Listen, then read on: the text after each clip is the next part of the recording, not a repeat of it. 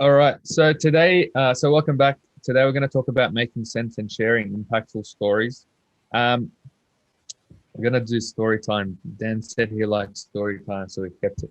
Um, but I remember, so I was working probably for like 3 years as a designer, right? Before I got what insights actually are. I was like the whole time I was like, oh yeah, I think this makes sense. Like, but then like there was one project that I was leading, and I was like, I actually don't know what insights are, and that was like the moment that I sort of had the courage to like admit that I just don't know what an insight is. Like, I was grabbing things, like I was sitting next to this senior designer, and I was like grabbing things. I was like, oh, what about this? And she'd be like, no, that's not an insight, that's an observation. And I'm like, what? Okay, what about that? And then she'd be like, no, an observation as well. And I'm like, what the hell are insights?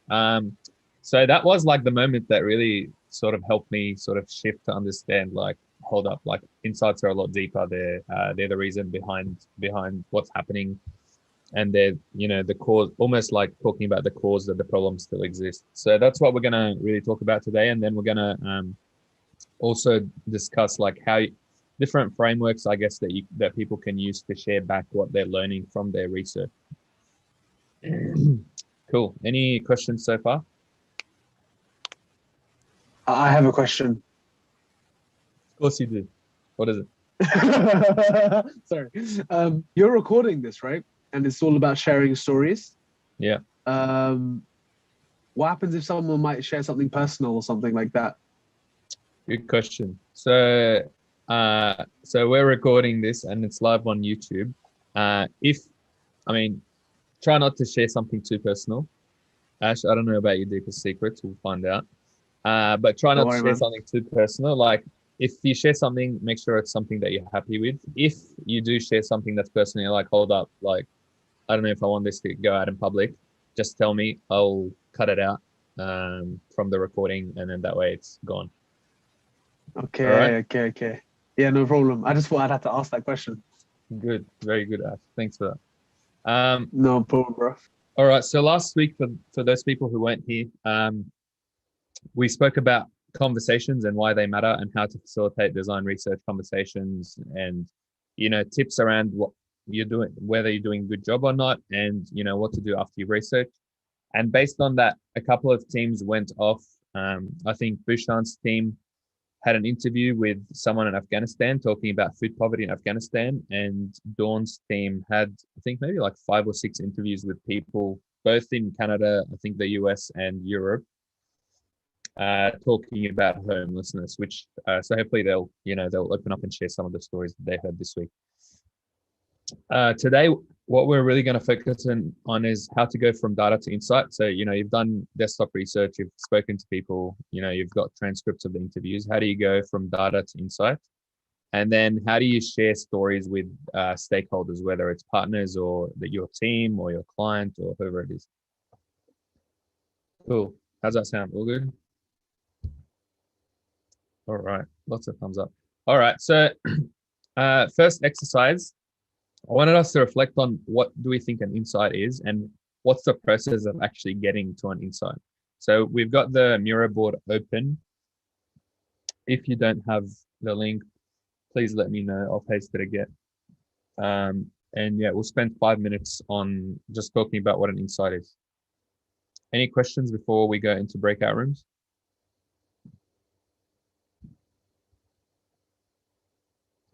All right, cool.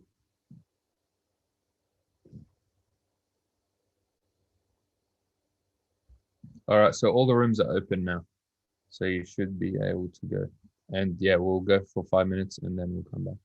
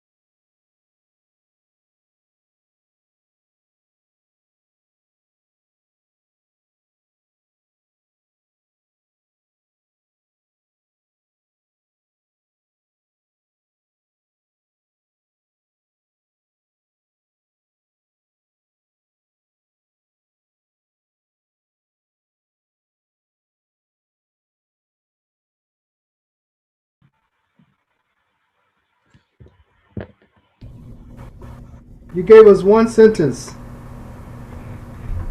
What do you mean? We only had time for one sentence. What? That was plenty of time. That was heaps of time. One sentence.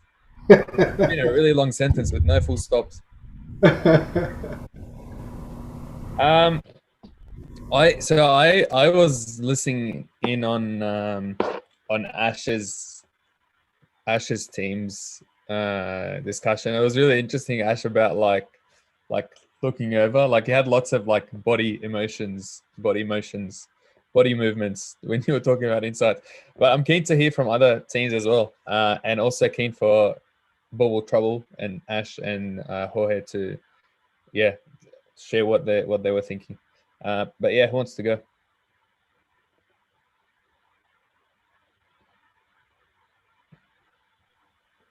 All right, I'll pick. Charles, how have you been, man? Go, my man. Am I getting I think I have poor connection. I can go. Is Sachin speaking? Yeah, go ahead, I Sachin. think so. Am I muted? No, you're good. Oh, okay. Oh no, are you speaking? No, you go, Sachin. Oh, okay. So this was the way I think I came up with something and Kyle added some color to it, and it was a very good insight to the insight definition. So basically, an interpretation of disparate data that is converted into intelligent information that can be actionable in itself or as a collection.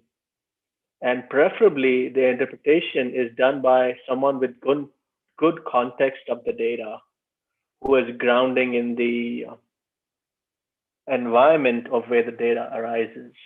Wow, you should write the definition of an insight, because I feel like insights are defined so like differently.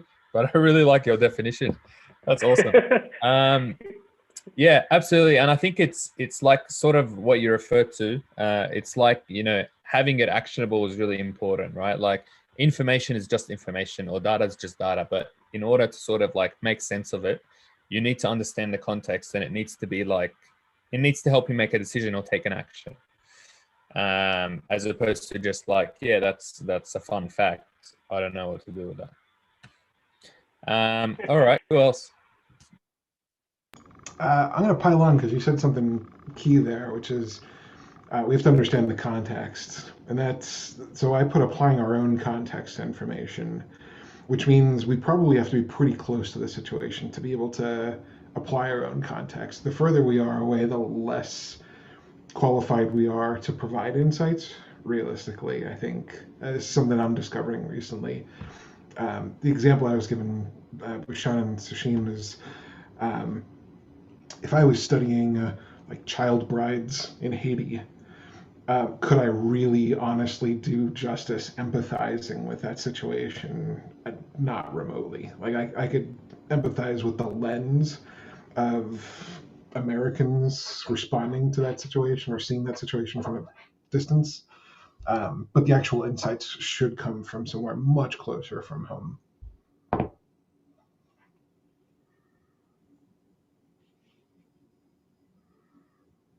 You're on mute, babe. I really like that, Kyle. Oh, I just worked out how to use the unmute shortcut on Zoom. This is amazing. What is it? It's I'm on a Mac. It's Command-Shift-A to mute and unmute. Yeah. Or you can just press and hold space. But I feel like if you're going to talk for a while, holding space is unreliable. Okay, so we're gonna today's session is gonna be a bit different. I think usually what we've done is we've sort of like spoken about the theory, and then got into exercises to sort of help you understand the theory. What we're gonna do today is actually flip that. We're gonna jump straight into exercises, and then we're gonna talk about the theory to sort of make sense of your experience, and we'll see if it works better or worse or same. So what you can expect sort of from the next few activities is you're not going to be very comfortable, right? You're going to be, you're going to be a bit confused, and you're going to sort of like question whether you're on the right track. I'll be sort of going around the groups and looking at your work as you go through it to make sure that you are on the right track. But it's okay to be comfortable. It's like it's actually part of the process. And I'm probably like the before I started design, I was like I was so black and white. And now I'm like, I'm pretty comfortable with complexity and not knowing like where are we going. Okay, but I'll just ask you to sort of trust the process, go with the activities, and I'll be here to guide you. So the first activity we're going to do is going from scripts to observations. So I kindly asked Bushan, Jorge, and Pia to use one of their transcripts from an interview that they ran this week with someone from Afghanistan talking about food poverty in Afghanistan. So I've pasted some of the interview transcript in there. And basically what we're going to do is we want you in groups, look through the interview script together, and then use post-it notes to make some notes around like observations that you're seeing, okay, or things that the person is referring to. Feel free to sort of like color code the observations. Like if you want to color code, say like pain points versus opportunities versus whatever, you can do that. Or just feel free to sort of like use one color and then color it later. Any questions before we go into groups? So even though I'm not quite sure on the definitions of both, we're looking for observations, not necessarily insights. Yeah. So basically, like the question you're asking yourself and answering through a post-it notes, like what's happening here, or what's this person talking about, or what are they referring to? So insights is like towards the end, but now we're just going from like here's a script to like hold up, like what's happening here, or what's the person talking about here. Cool, awesome. All right, let's go into groups.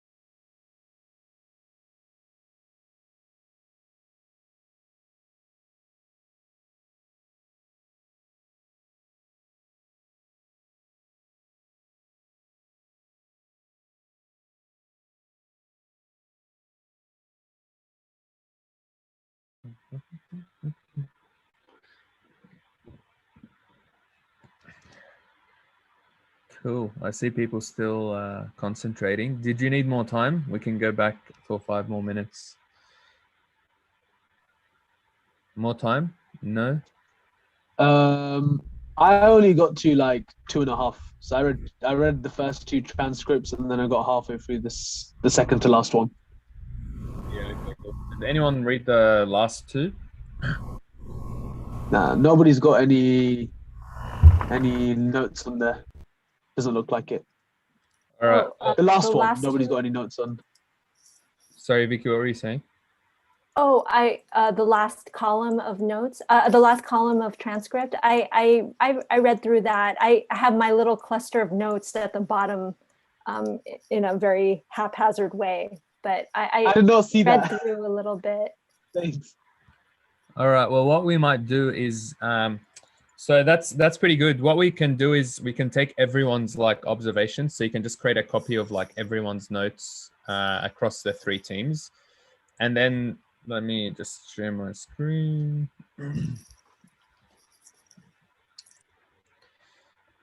And then the next exercise, which we're gonna spend 15 minutes on, is actually, so you want to bring all the observations together. So make a copy of all the post-it notes, regardless of whether it was your team that did them or not.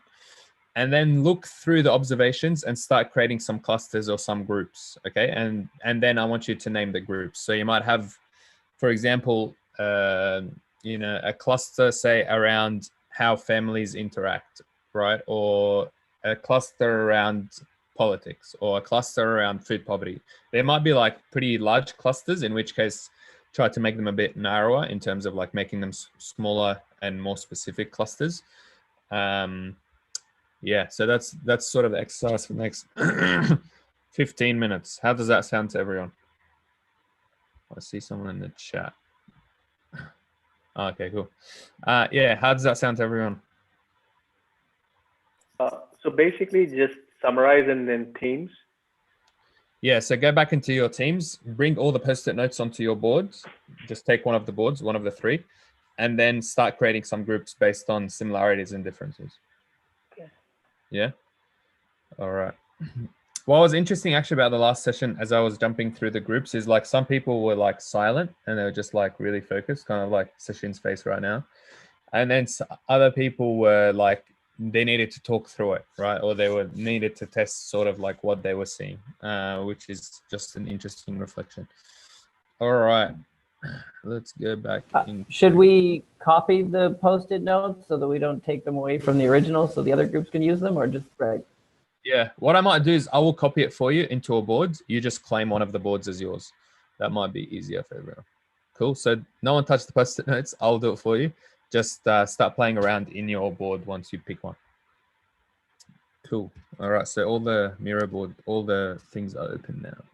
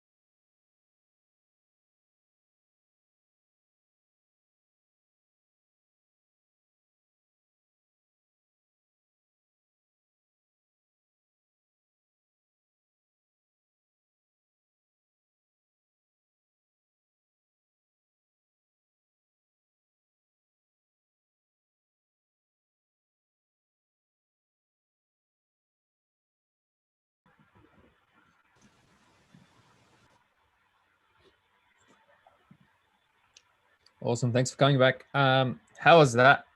Any thoughts or reflections on that? I know Kyle's team, Kyle, you're sharing a lot of good stuff, and it would be good if you share it with everyone. But yeah, any thoughts or feedback on how that went?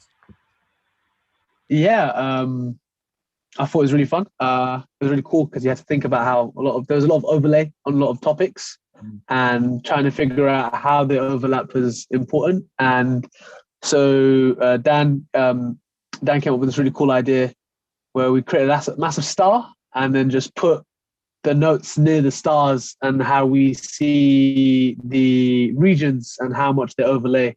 So it kind of gives you an idea what the biggest problems people see are. So like, for example, the more post-it notes at a star shows that this is a bigger problem. So for example, politics and social systems and gender is like a massive region that kind of really impacts people. Yeah. And so you can figure out how those are connected through systems. That's what I observed. And I also observed that everybody else, their boards are much more neater than ours. Yeah, cool. There's no sort of like hard and fast thing whether like how neat it needs to be, or whether you use stars or circles or whatever. It's just whatever works for you.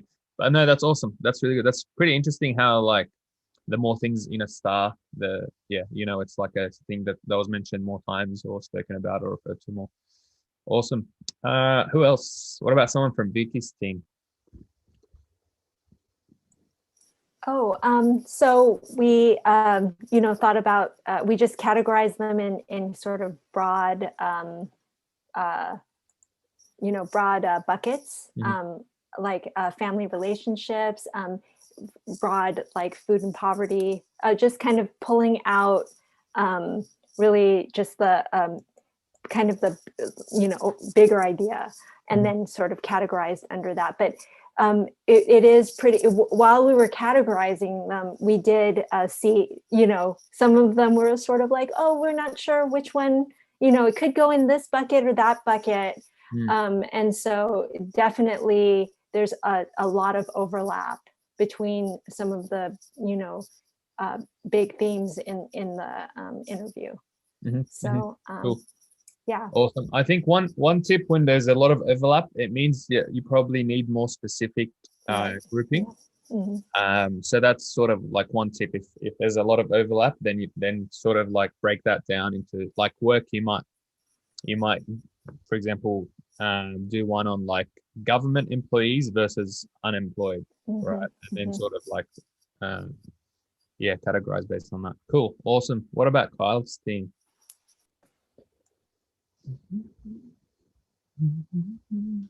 I think I would rather hear Kyle and Sachin speak about it because I was part of the interviews.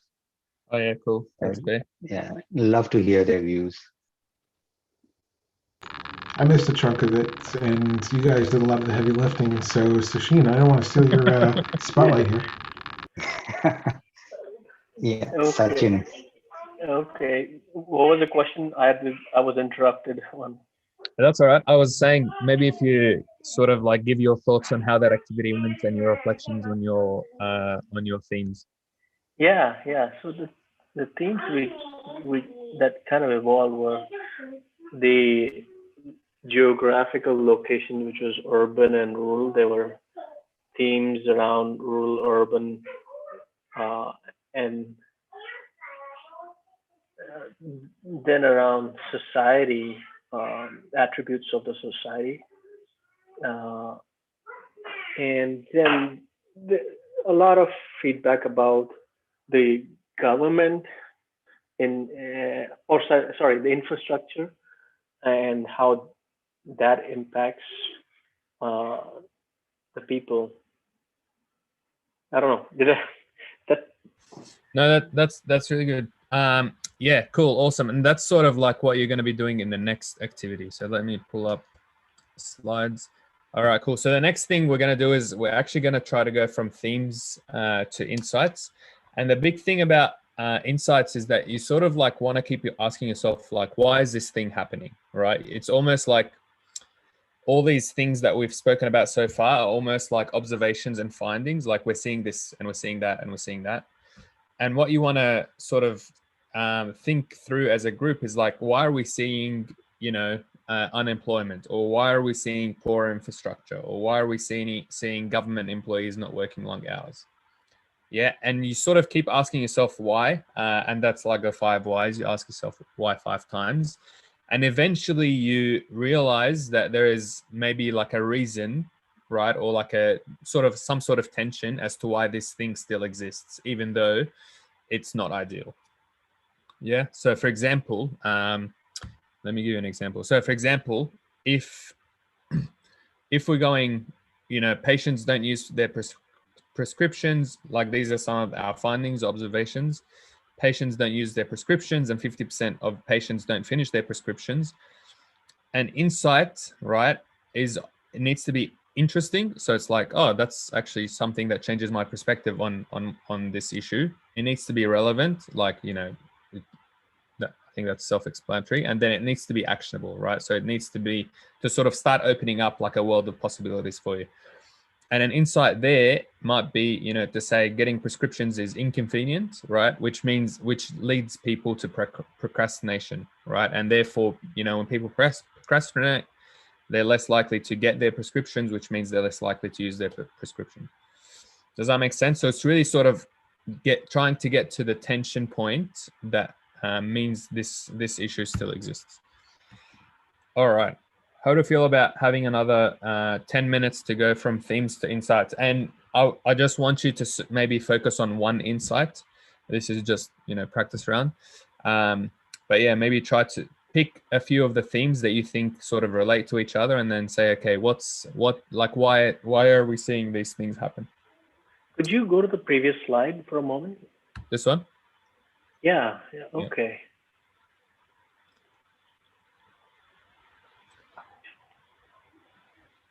Did you have a question about it, Sachin?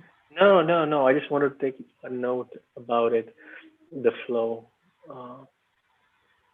I see what we did was basically we took the data, created observations, and now we'll create insights, and then the last step will be the opportunities. Yeah. Okay, thank you. Yeah. You're right. But yeah, we'll share the slides as well, so you can always take notes later. All right, let's go into groups. So I'll give you 10 minutes for this step, and yeah, just try to focus on one thing. That way, you don't spend sort of a lot of time going back and forth.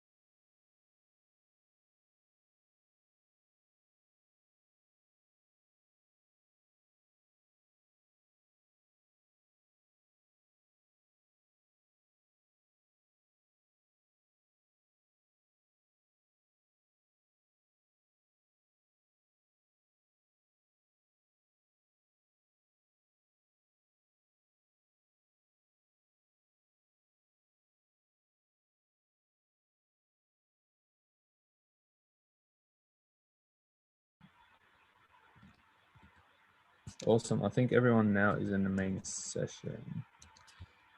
All right. How was that? Any thoughts? I mean, to be honest, it often takes us like hours or days to actually get to an insight. For a few reasons. I think one of the reasons is that you're not dealing with one interview. You're dealing with 10 interviews and a survey of 800 people and observations and photos. So you're dealing sort of like with multiple data sources, but also sort of like, so you have to sort of like, get the observations from that, but at the same time, it's like very different what people are saying, and you sort of have, so that takes a lot of time, but also actually getting to an insight takes quite a bit of time. It's a bit of a joke, to be honest, sort of trying to get you guys to do it in 10 minutes. It often takes us literally like days to get to, this is like our set of 4 insights that really will drive the design. So, but yeah, having said that, what was sort of your experience trying to understand like the underlying reasons things are happening? And maybe if you could share some of the reasons that you started exploring.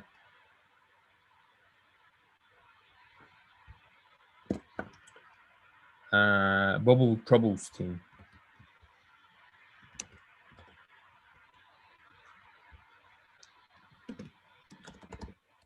Hello, I was a part of Bubble's team. Are you going to tell us anything else other than you're part of Bubble Troubles team? Oh, so sorry, man. I apologize. Yeah, I was hoping Bubble would come in, but Bubble, if you're about, jump in, dude. So one thing that Bubble and Jorge and me discovered was, me and Jorge spoke about food. We spoke about the issues of food and crop growth. And what was interesting about it is that we saw that there was a lot of opium being grown, and how food habits were, and so there's a lack of infrastructure to produce and store food. But then we also saw that there was a link to opium growth. And so that was interesting, and it was relevant because people aren't getting enough food, and it was actionable because we can take action in regards, a physical action in regards to trying to reduce that level of hunger. And a few ideas that me and Jorge spoke about were growing like different types of crop that have high nutrition in it, trying to figure out how much of their, because we also had to think about the Taliban was also influencing that process. So we had to also kind of question like how much of their crop, how much of their land can we keep to growing their crops. And I know Bobble spoke about something really interesting in regards to gender, so I'll let him carry on from there. Yeah, I just thought that there was a lot of talking about gender inequality and the effects of that, and jobs are limited to men. That just stands out to me as something that is it's a societal issue, but there's just so many good examples of women in communities who have broken that mold, and it's a very actionable, not necessarily easy, but it's a very actionable way to really cause equality for everyone.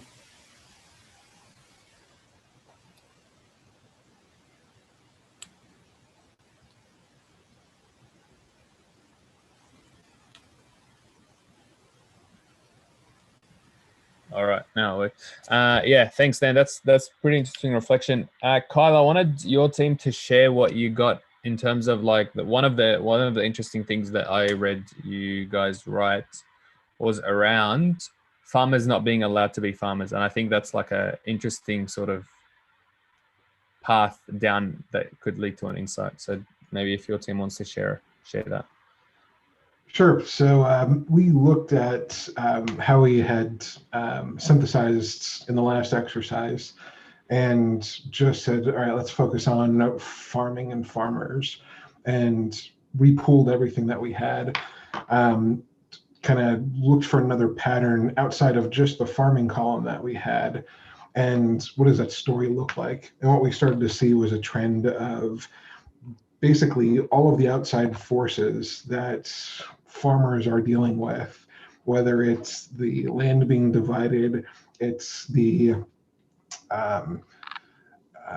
government telling them what crops they can grow. It's where the money from those crops that they are growing is going. But at the end of the day, it's farmers know how to work the land and for what purpose. And without that, you're impacting the ability to maximize the agricultural capabilities of the landscape. And so I think that was our insight, how we were able to bubble up a number of those insights into one thing and just say farmers not being able to be farmers is what's now seeding out to multiple problems. And it's because of a lot of different external forces. Yeah, that's cool. I really like that. I really like it. Vicky's team, any thoughts? So we tackled the idea of we thought about the problem of unemployment, and also one statement popped out at us about how people have to work long hours, especially for private jobs, and why is there such a big difference between private jobs and government jobs, and how government jobs seem to be more stable, obviously, and have shorter hours. And obviously,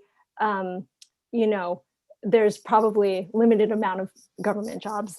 And so we were kind of wondering how can we create more equality in the workplace between these two different sectors of jobs. And so we thought about the 5 whys, and that government jobs, the reason why they're more stable and have shorter hours is that simply government jobs may have more rules, infrastructure around them, and possibly more education in the workforce.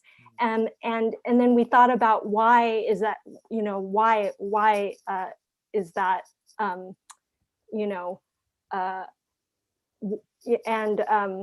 we thought about that. And then also that women, don't have education and the opportunity to work.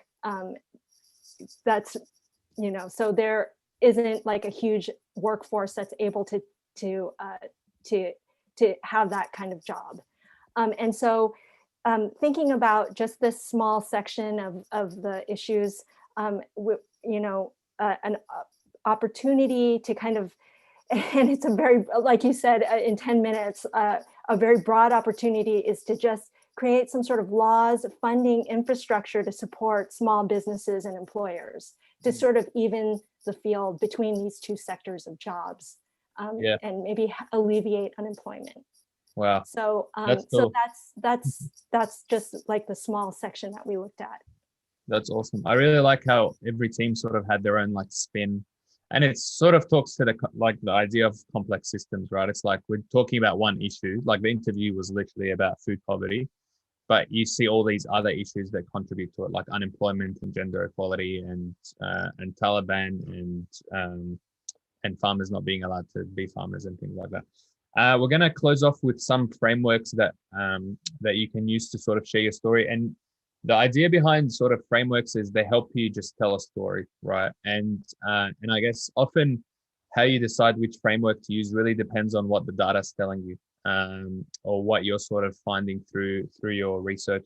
So the first one is like who's affected, right? And basically with that, you just articulate the players in the system and how they're impacted by the problem. And then you talk to basically their needs and motivations. So it's a bit like personas.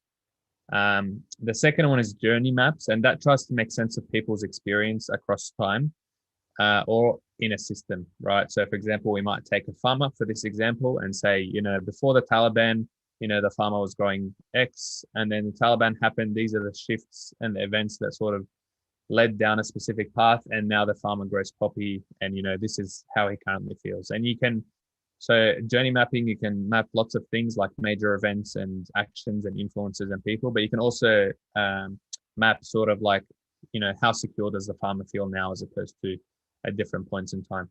empathy mapping is sort of focusing on a person or stakeholder, but you can do it for multiple. And it's really sort of exploring like their needs, goals, expectations, behaviors, what they see, what they like and don't like, and things like that. And then I won't talk about each of these three, but I think the two interesting ones, actually they're all interesting, so maybe I'll talk about them. But iceberg sort of like, if we covered the iceberg model, but if you don't know it, just look it up. And basically it talks about like what are the events that we can see, and then what are the underlying like mental models and attitudes and behaviors that we can't see, but are the driving the system. Community asset mapping, I was talking to Team One about today, which is basically identifying the local resources. I think, Dan, this will really sort of resonate with you.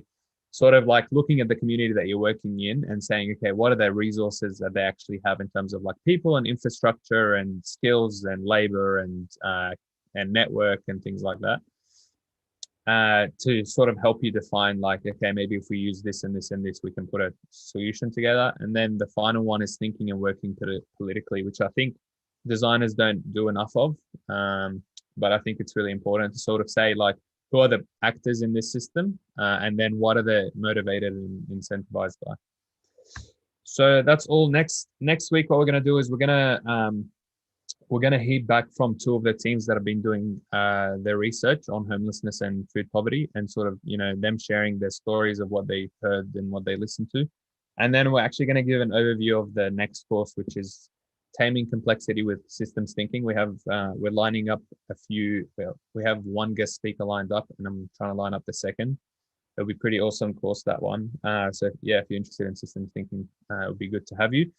And yeah, that's all for today. Thanks so much again for coming. Thanks, Ash, for staying awake so far. It's cool, man. The pleasure's mine. Yeah, thanks. It was good to see everyone and good to chat with you, and yeah, check in on you. And yeah, hopefully we'll see you next week. Thank you very much, Abram, for this Thank session. you. Thank Thanks, you. everyone. Thank you, everyone else as well. Thank you. Bye-bye. Cheers. Bye. Bye. Bye. Bye. Bye.